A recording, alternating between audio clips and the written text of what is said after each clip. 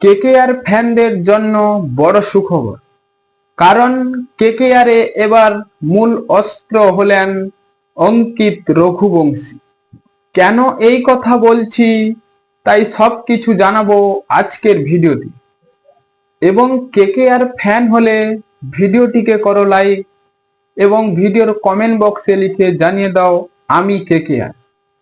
অঙ্কিত রঘুবংশী ঘরোয়া ক্রিকেটে 245 বল খেলে 226 রানের একটি বিধ্বংসী পারি খেললেন এবং সেই পারি খেলে বুঝিয়ে দিলেন আমি কেকেআর এর জন্য কতটা বিধ্বংসী হতে পারি।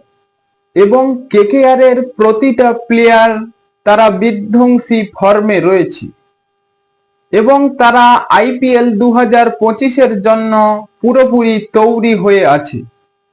কেকেআর 3 কোটি টাকা দিয়ে এই রঘুবংশীকে কিনে নিয়েছে। এবার তিনি 2024 সালে যখন আইপিএলে অভিষেক ম্যাচ খেলেছিলেন দিল্লির বিরুদ্ধে, সেখানে তিনি দিল্লির বিরুদ্ধে 26 বলে 54 রানের একটি পারি খেললেন এবং সেই থেকে রঘুবংশী কেকেআর এর জন্য একটি আলোচনার বিষয় রয়েছে এবং তার সেই ফর্ম যদি ধরে রাখতে পারে আইপিএল 2025-এর প্লেইং 11-এ রঘুবংশী থাকবে তা তো অবশ্যই।